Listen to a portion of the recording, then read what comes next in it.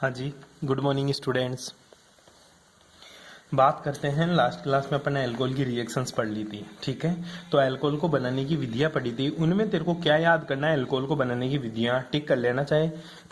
एक तो हेलोजन से अल्कोहल अल्कोहल अपन ने बनाया, वो तो पड़ेगा। एक कीटोन से, एक एस्टर से। हेलोजन से, कीटोन से और एस्टर से जो अपन ने अल्कोहल बनाया, सिर्फ वहीं से तेरी रिएक्शन आएगी। और एक जो सबसे इंपॉर्टेंट रिएक्शन थी वो थी तेरी गिन्यारा बिकर्मक से। गिन्यारा बिकर्मक से अपन ने अल्कोहल कैसे बनाया वो तेरे को पढ़ना। एल्किल का हाइड्रोबोरेनेशन बहुत बार पूछा है भाई, बहुत बार, ठीक है। एल्कीन का मर्क्यूराइजेशन, वीमर्क्यूराइजेशन हद से ज्यादा बार पूछा है, ठीक है। तो ये 4-5 रिएक्शन थी बनाने की, वो आपको जरूर याद करनी है, ठीक है। बुओब्लांक अपचयन अभिक्रिया की क्रिया विधि नाम से पूछ लेता, बुओब्लांक अभिक्रिया क्या कहती है।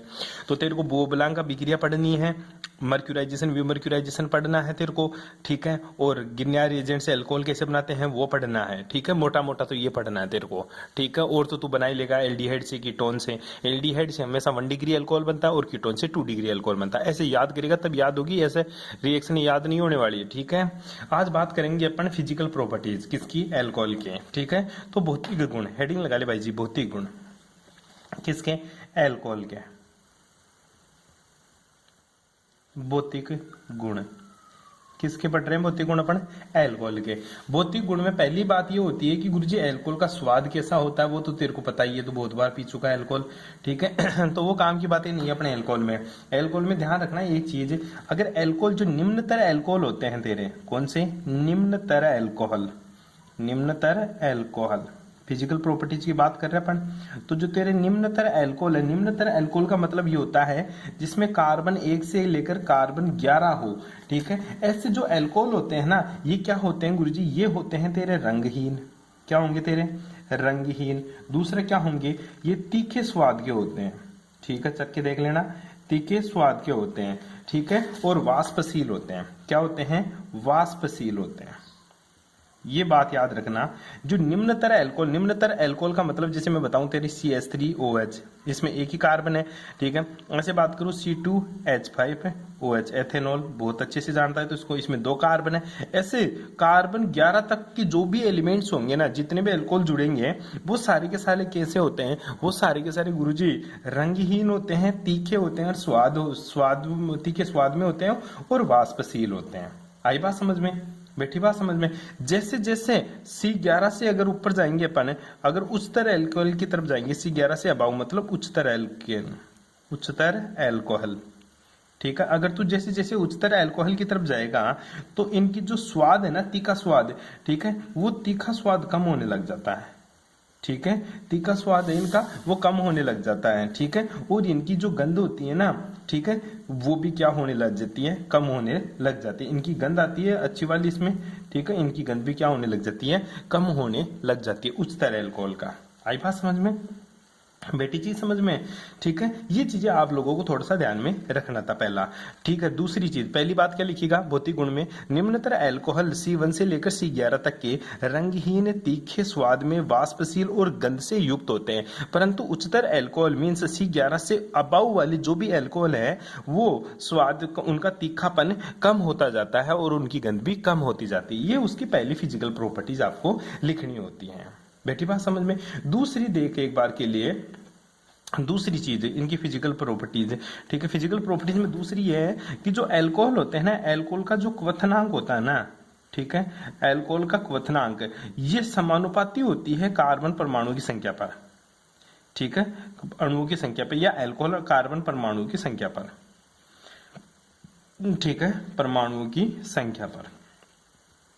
कहना क्या चाहता है, कहना ये चाहता हूं मैं कि जो अल्कोहल है ना, अल्कोहल का क्वथनांक डिपेंड करता है कि अणुभार बढ़ रहा है या नहीं बढ़ रहा। फॉर एग्जांपल बात करूं, जैसे मैं तेरे को दे दूं CH3OH, दूसरा मैं तेरे को दे दूं CH3CH2OH, तीसरा मैं तेरे को दे दूं CH3CH2OH। पूछेगा कि बॉइलिंग पॉइंट सबसे ज्यादा किसका है, पूछेगा बॉइलिंग पॉइंट सबसे ज्यादा किसका। ध्यान रखना सबसे ज्यादा बॉइलिंग पॉइंट इसका होता है। ऐसा क्यों, क्योंकि गुरुजी इधर से इधर जा रहा ना, तो यहां से इधर जाने पर इनका जो मोलिकुलर वेट होता है, इनका जो अणुभार होता है, क्या रहे, अणुभार, ठीक है। अणुभार क्या होता है गुरुजी, बढ़ता है। अणुभार बढ़ने की वजह से इनका जो बॉइलिंग पॉइंट होता है वो भी क्या हो जाता है, बढ़ता जाता है। बेटी बात समझ में, अरे बैठ गई। ठीक है, सिंपल सी बात बताइए, क्वथनांक डायरेक्टली प्रोपोर्शनल परमाणु की संख्या या फिर अणुभार लिख लेना। क्या लिखिएगा? अणुभार। ठीक है, तो अणुभार बढ़ने के साथ साथ क्वथनांक का मान बढ़ता जाता है। किसके लिए रे? एल्कोहल के लिए। दूसरी बात और बताता हूं इसी में, एल्कोहल में, ये छोटा सा है। दूसरा क्वथनांक के बारे में बात करता हूं। जो क्वथनांक होता है ना, ठीक है, क्वथनांक, ठीक है, ये जो क्वथनांक होता है ना, ये डायरेक्टली प्रोपोर्शनल टू होता है किसके? चेन के। ठीक है, किसके प्रोपोर्शनल टू होता है? चेन के। मतलब चेन बढ़ रही है, देख चेन बढ़ रही है तो क्वथनांक बढ़ेगा। Boiling point is directly proportional to carbon chain और इनवर्सली प्रोपोर्शनल टू होता है ब्रांचिंग। क्या? ब्रांचिंग। ब्रांचिंग का सीधा सा मतलब होता है शाखाएं। ठीक है, शाखाओं के इनवर्सली प्रोपोर्शनल टू होता है। फॉर एग्जाम्पल बात करूं, जैसे मैं बताऊं तेरे को एक चीज के लिए, जैसे CH3OH है, ठीक है, दूसरा मैं तेरे को दे देता हूं CH3CH2OH दे दिया, तीसरा मैं तेरे को दे दूं CH3CH2CH2OH है। ठीक है, पहला, दूसरा, तीसरा। ठीक है, ये चीज है। अब मैं तेरे को इनका तो पता चल गया ऊपर से, क्योंकि चेन है गुरुजी, चेन बढ़ रही है तो बॉइलिंग पॉइंट बढ़ता जाएगा, तो सबसे ज्यादा बॉइलिंग पॉइंट इसका हो जाएगा। लेकिन एक चीज और बताऊं साइड में थोड़ा सा, एक चीज देखना भाई जी, ये मैं दे देता हूं तेरे को CH3 CH2 और CH2OH। कार्बन कितने हैं इसमें? काउंट कर ले, 1 2 3 4 कार्बन है, एक नंबर। ठीक है, दूसरा मैं तेरे को दे दूं मोलिकुलर वेट, देख लेना इसका, 4 कार्बन है, 3 2 5 6 7 8 9 और 1 10, 10 हाइड्रोजन और 1 ऑक्सीजन है। मतलब फॉर्मूला क्या है इसका?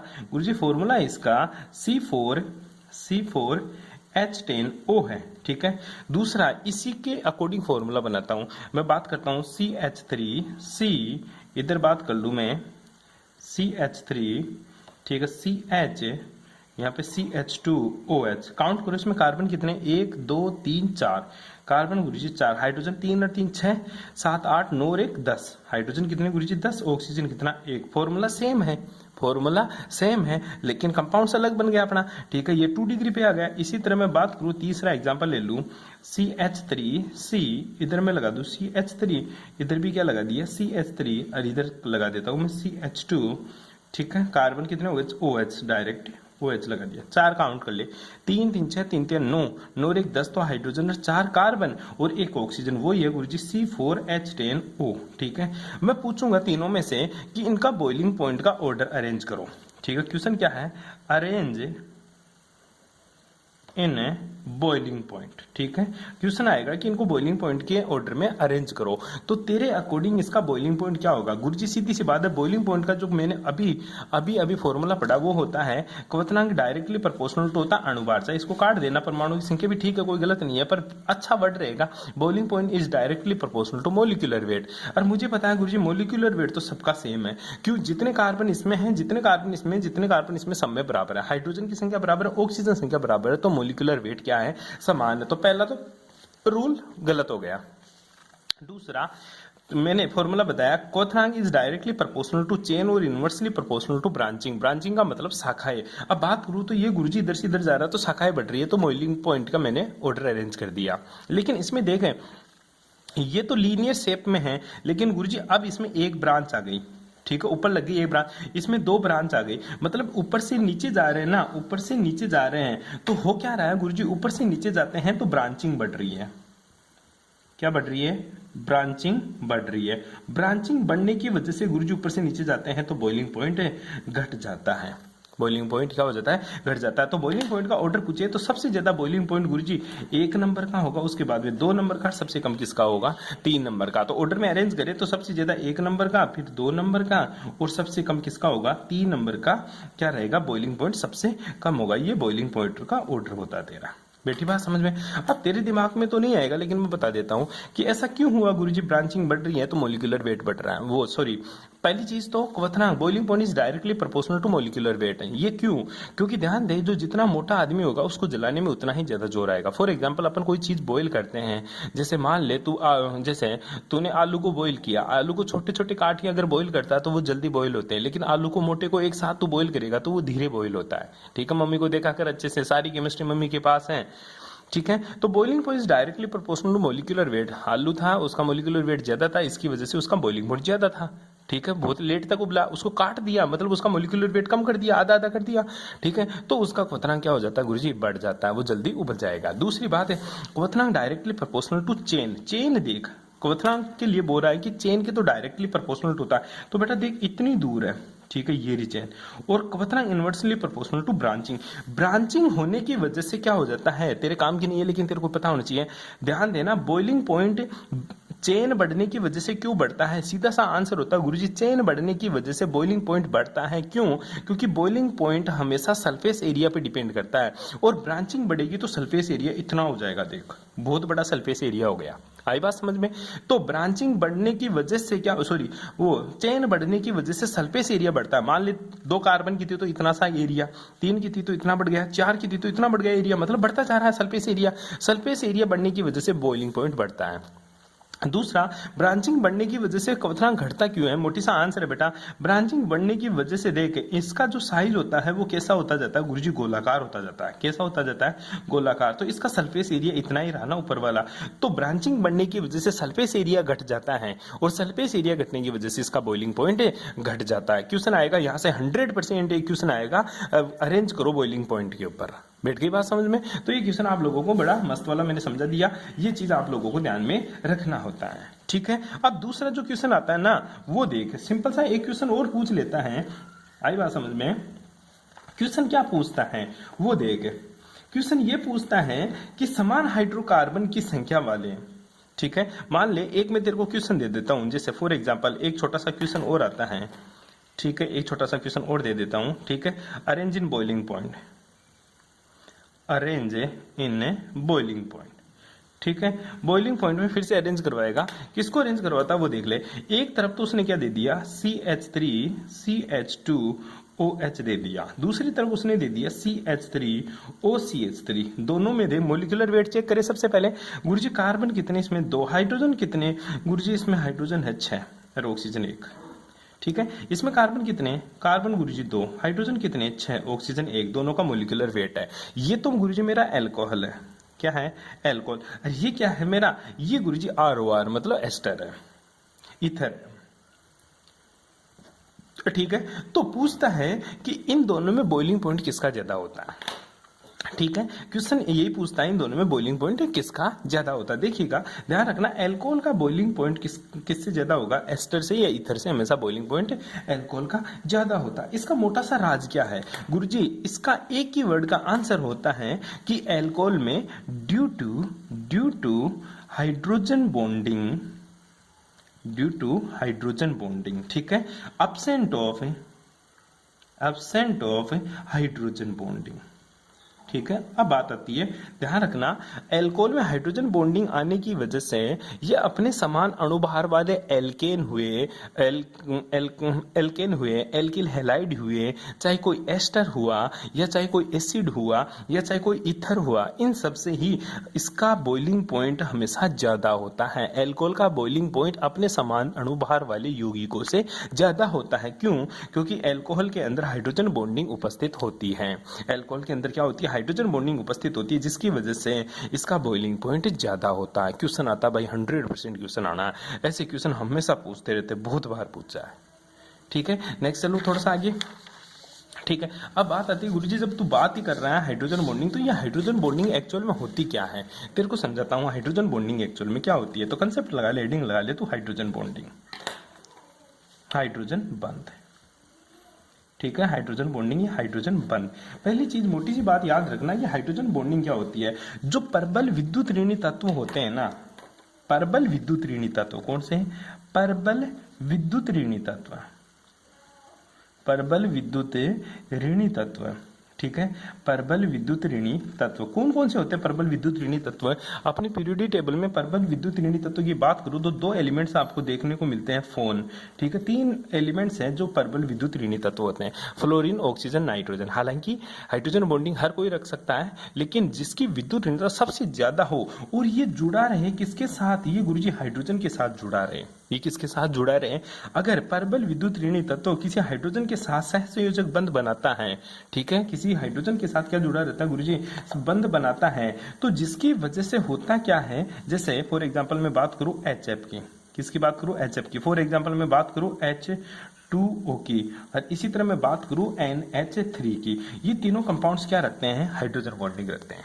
ये तीनों कंपाउंड्स क्या रखेंगे, हाइड्रोजन बॉन्डिंग। तो फ्लोरीन की विद्युत ऋणता सबसे ज्यादा होती है, तो इसमें हाइड्रोजन बॉन्डिंग सबसे ज्यादा, फिर H2O में, फिर सबसे कम किसमें देखने को मिलती है, NH3 में। क्यों, क्योंकि गुरुजी इधर से इधर जा रहे हैं ना, तो एलिमेंट्स की जो इलेक्ट्रोनेगेटिविटी है ना वो बढ़ती जा रही है, ठीक है। तो हाइड्रोजन बॉन्डिंग की स्ट्रेंथ भी बढ़ती जाएगी, किसकी, हाइड्रोजन बॉन्डिंग भी बढ़ती जाएगी। पहली बात तो ये बॉन्ड, अब इस बॉन्ड में कुछ खासियत देखने को मिलती है। पहले मैं HF की बात कर लूं छोटा सा, या H2O की बात कर लूं। जैसे मैं H2O की बात करूं कि ये बहुत फेमस एग्जांपल है, ठीक है। तो H2O में एक्चुअल में होता क्या है गुरुजी, ये तो हाइड्रोजन होता है तेरा, ये ऑक्सीजन होता है, ये हाइड्रोजन होता है, ठीक है। ऑक्सीजन की विद्युत ऋणता हाइड्रोजन से ज्यादा होने की वजह से इसके ऊपर पार्शियली नेगेटिव और इसके ऊपर क्या रहता है, पार्शियली पॉजिटिव चार्ज रहता है। तो इसके जस्ट पास में ही दूसरा ऑक्सीजन का H2O का एटम होता है, जिसके ऊपर क्या होता है, पार्शियली नेगेटिव और पार्शियली पॉजिटिव चार्ज होता है। इसी प्रकार ये चलता रहता है। ये हाइड्रोजन हो गया, ठीक है, ये मेरा ऑक्सीजन हो गया, और ये क्या हो गया, मेरा हाइड्रोजन। तो इसके ऊपर पार्शियली नेगेटिव और इसके ऊपर पार्शियली पॉजिटिव। ऑक्सीजन की विद्युत ऋणता हाइड्रोजन से ज्यादा होने के कारण इस बॉन्ड के जो इलेक्ट्रॉन होते हैं वो ऑक्सीजन की तरफ रहते हैं। तो ऑक्सीजन की विद्युत ऋणता हाइड्रोजन की तुलना में ज्यादा होने के कारण इलेक्ट्रॉन डेंसिटी ऑक्सीजन की तरफ रहती है, इसलिए ऑक्सीजन के ऊपर पार्शियली नेगेटिव और हाइड्रोजन के ऊपर पार्शियली पॉजिटिव चार्ज देखने को मिलता है जी, ठीक है। और ये दूसरा हाइड्रोजन, तो इन दोनों के बीच में, ऑक्सीजन के बीच में, पहले वाले एलिमेंट्स के ऑक्सीजन और दूसरे वाले एलिमेंट्स के हाइड्रोजन के बीच में एक इंट्रामोलिकुलर इंट्रैक्शन फोर्सेस काम करता है। इन दोनों के बीच में क्या काम करता है गुरुजी, इन दोनों के बीच में क्या होता है, एक विद्युत आकर्षण बल स्थापित हो जाता है। कौन सा, स्थिर विद्युत आकर्षण बल। कौन सा बल, स्थिर विद्युत आकर्षण बल। इन दोनों के बीच में क्या स्थापित हो जाता है, स्थिर विद्युत आकर्षण बल स्थापित हो जाते हैं, जिससे ये दोनों मॉलिक्यूल्स क्या हो जाते हैं गुरुजी, संगुणित हो जाते हैं, एसोसिएटेड हो जाते हैं, ठीक है। एसोसिएटेड का मतलब होता है बेटा ये दोनों आपस में क्या हो जाते हैं, जुड़ जाते हैं। इसी को अपन क्या बोलते हैं, मॉलिक्यूलर एसोसिएशन, मतलब आणविक संगुणन बोलते हैं। क्या बोलेंगे, इसी को अपन आणविक संगुणन। ध्यान दे दोबारा से, एक H2O का ऑक्सीजन जिसकी इलेक्ट्रोनेगेटिविटी ज्यादा, जिसके ऊपर पार्शियली नेगेटिव, दूसरे H2O के हाइड्रोजन एलिमेंट्स के ऊपर पार्शियली पॉजिटिव, दोनों के बीच में स्थिर विद्युत आकर्षण बल लगता है, जिसकी वजह से दोनों मॉलिक्यूल्स के बीच में संगुणन हो जाता है। दोनों मॉलिक्यूल्स के बीच में क्या हो जाता है, संगुणन हो जाता है। आई बात समझ में। और जो ये संगुणन है, जो स्थिर विद्युत आकर्षण बल है, ये स्थिर विद्युत आकर्षण बल ही क्या कहलाता है, मेरा हाइड्रोजन बॉन्डिंग। क्या कहलाता है, ये हाइड्रोजन बॉन्डिंग। ये जो हाइड्रोजन बॉन्डिंग होता है ना, इस हाइड्रोजन बॉन्डिंग की स्ट्रेंथ इस कोवेलेंट बॉन्ड से कम होती है। हाइड्रोजन बॉन्डिंग एक प्रकार का दुर्बल बंध होता है। किससे ये दुर्बल होता है बेटा जी, किससे, सहसंयोजक बंध से। कौन से बंध से, सहसंयोजक बंध से, सहसंयोजक बंध से ये दुर्बल देखने को मिलता है हाइड्रोजन बंध। बेटी बात समझ में। जो हाइड्रोजन बॉन्डिंग होती है, इस हाइड्रोजन बॉन्डिंग की जो एनर्जी होती है वो 3 से 10 किलो कैलोरी होती है। कितनी होती है, 3 से 10 किलो कैलोरी इसकी एनर्जी होती है। कहना क्या चाहता है, अगर तू इस हाइड्रोजन बॉन्डिंग को तोड़ना चाहता है ना, तो 3 से 10 किलो कैलोरी एनर्जी इस बॉन्ड को दे दे, तब ये तेरी हाइड्रोजन बॉन्डिंग टूट जाएगी। बेटी बात समझ में। हाइड्रोजन बॉन्डिंग की वजह से क्या क्या प्रभाव पड़ते हैं वो बाद में देखेंगे। पहले हाइड्रोजन बॉन्डिंग क्या होती है वो सुन ले। प्रबल विद्युत ऋणी परमाणु फ्लोरीन, ऑक्सीजन, नाइट्रोजन के साथ अगर हाइड्रोजन जुड़ा हुआ है, तो इन दोनों की विद्युत ऋणताओं में अंतर पाया जाता है। दोनों एलिमेंट्स की जो विद्युत ऋणता होती है, इनके बीच में क्या होता है, अंतर पाया जाता है, जिसकी वजह से ये इलेक्ट्रॉन डेंसिटी फ्लोरीन की तरफ या ऑक्सीजन की तरफ या नाइट्रोजन की तरफ खिंची रहती है, जिसकी वजह से हाइड्रोजन के ऊपर पार्शियली पॉजिटिव और फ्लोरीन के ऊपर पार्शियली नेगेटिव आ जाता है, जिनके बीच में स्थिर विद्युत आकर्षण बल की वजह से ये दोनों मॉलिक्यूल संगुणित हो जाते हैं, ठीक है।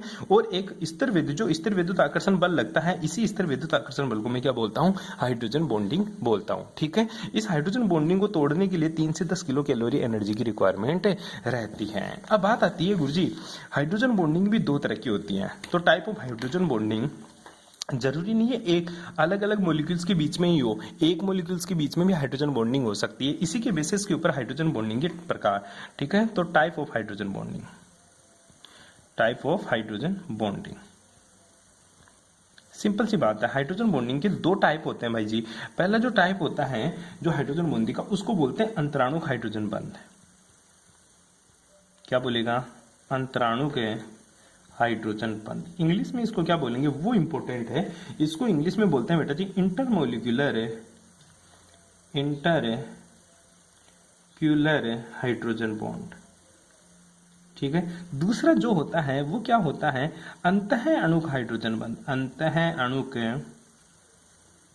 हाइड्रोजन बंध इंग्लिश में क्या बोलेंगे इसको, इंग्लिश में बोलते हैं intramolecular hydrogen bond. Intramolecular hydrogen bond. ठीक है। ये दो होते हैं, एक तो अंतराणु का हाइड्रोजन बंध, एक अंतः अणु का हाइड्रोजन बंध। दो तरह के मॉलिक्यूल्स आपको देखने को मिलते हैं, दो तरह का आपके हाइड्रोजन बॉन्डिंग मिलती है। अंतराणु और अंतः अणु का मतलब क्या होता है, अंतराणु के जो पहला है, ठीक है, पहला हेडिंग लगा ले अंतराणु, जो अंतराणु है, ठीक है, वो पहला अंतराणु। अंतराणु हाइड्रोजन बॉन्डिंग का मतलब क्या है, ध्यान से समझना इस चीज को। अंतराणु हाइड्रोजन बॉन्डिंग का मतलब होता है गुरुजी, दो अणुओं में से एक अणु के हाइड्रोजन व एक दूसरे अणु के विद्युत ऋणी परमाणु के मध्य बना बंध अंतराणु का हाइड्रोजन बंध कहलाता है। ठीक है। दो अणुओं में से क्या लिखेगा, दो अणुओं में से एक अणु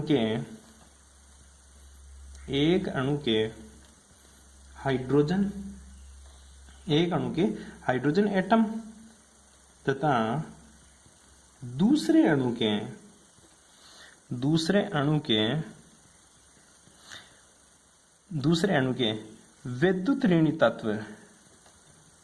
विद्युत ऋणी तत्व के मध्य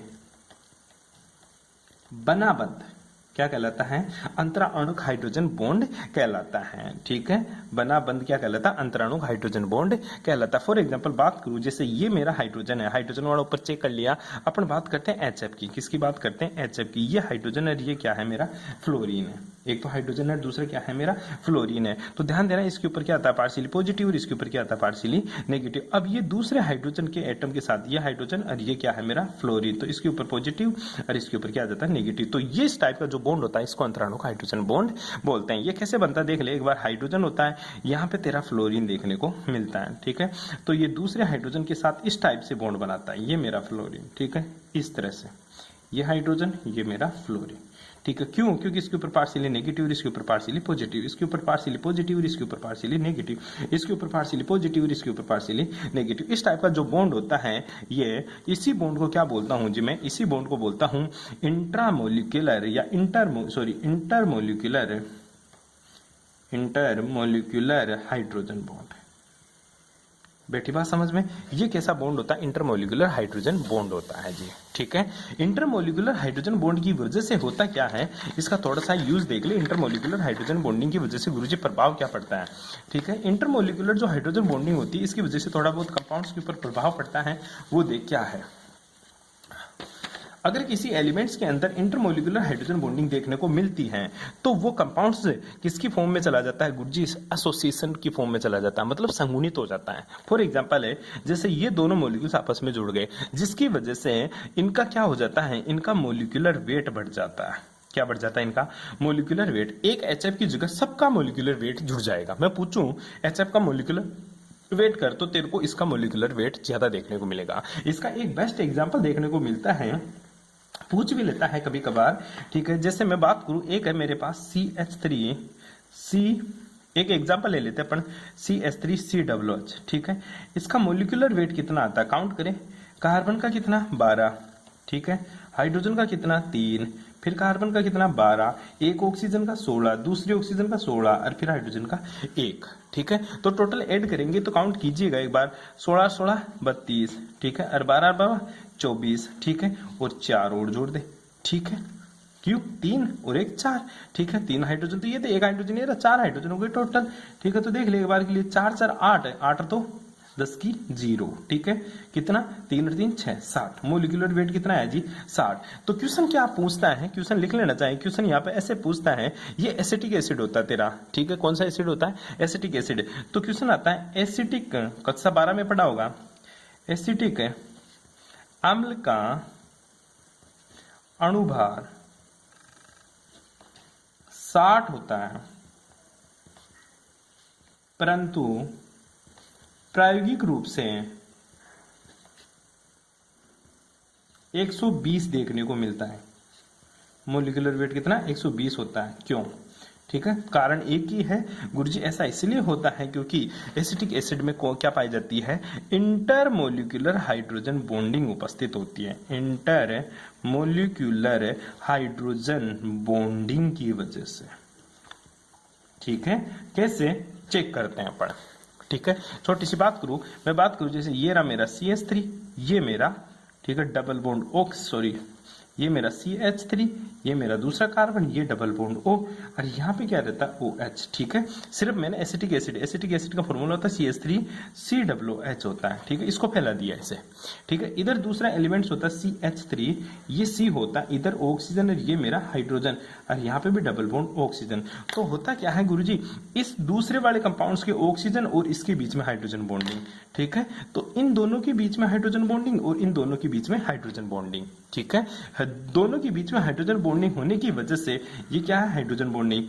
ठीक है, इन दोनों के बीच में हाइड्रोजन बॉन्डिंग होने की वजह से इनका मोलिकुलर वेट जस्ट डबल हो जाता है। क्यों? 60 तो इसका और 60 ही इसका। दूसरा क्वेश्चन ये भी आता है, एसिटिक अम्ल द्विलक के रूप में पाया जाता है। क्यों?